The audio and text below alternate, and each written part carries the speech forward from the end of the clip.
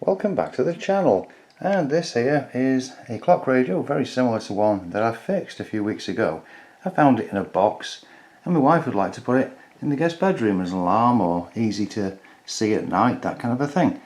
Now there is a problem with it. I'll just switch on the power cube here for some mains, and there's the problem that it has. The screen's all messed up.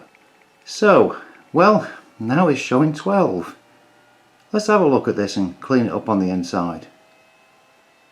Right, so here's underneath, and there's no screws in it, similar to the other one, unless there's one hiding over there. I'm not sure what this tape's about.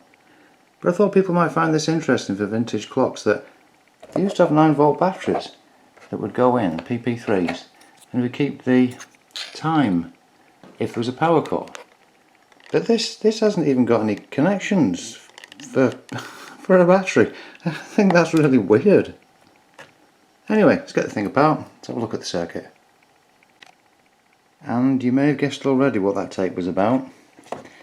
It does just fall apart. Wow, okay, so here we are with the insides of it. And in fact, now that I've turned it round, I've found where the 9-volt battery is supposed to go. So that'll be a fix for a start. You can also see there's quite a lot of dust and grime and things, but it doesn't appear that any cockroaches have been in.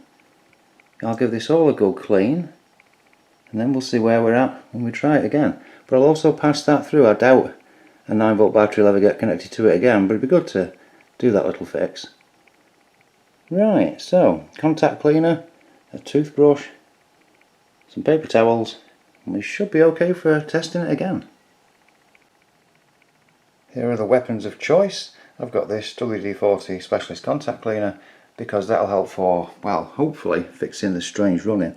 I can't see any corrosion in there, or indeed, you know, pea marks from little critters, but that should hopefully restore any contacts if they are a little bit weirded out. I will also check to make sure that all of these pins are solid.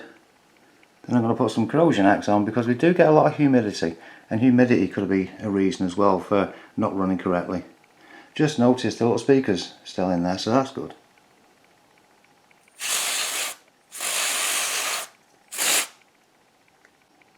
While cleaning, I noticed in the bottom right here was a place that the piezo speaker should be, so I put that back in place. Right, on with a bit more cleaning and then put it back together. And I've also remembered to put the 9-volt battery holder back in place. Right, all back together, and I've used tape again because, well, it seemed to work okay for the last 20 years. So, I'll use the power cube again for testing. This is just a small LFP battery, about $20. One of these solar charge controllers, about 10. And then on the back I've got a car 100-watt inverter, and that was about 15, somewhere like that. So, anyway, we'll power this on and we'll see if we get that glitchy screen problem. And no, it's gone straight up. Ah, right, nice. Try and set the time.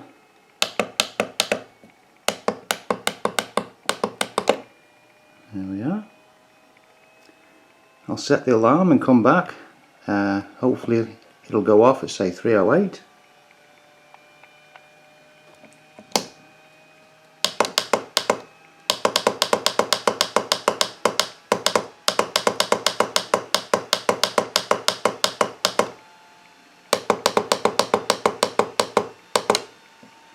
Okay, set the alarm for 3:08.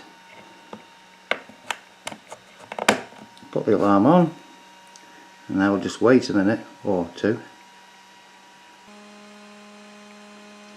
Okay, just a few more seconds to go until 3:08 comes around. Fingers crossed. And there we go. The inverter's making more noise than the alarm, really, but it does work. Oh, that's great. Well, does snooze work? Yeah, there we go. It's functioning. Right, I'll give this a test for a few days and we'll see how it goes on.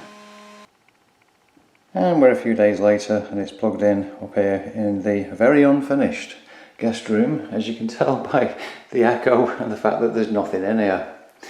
But anyway, this has been running fine. It's great. No issues at all and appears to be fixed. So I'm very happy with that repair. Okay, good luck fixing your own electronics, and thanks very much for watching.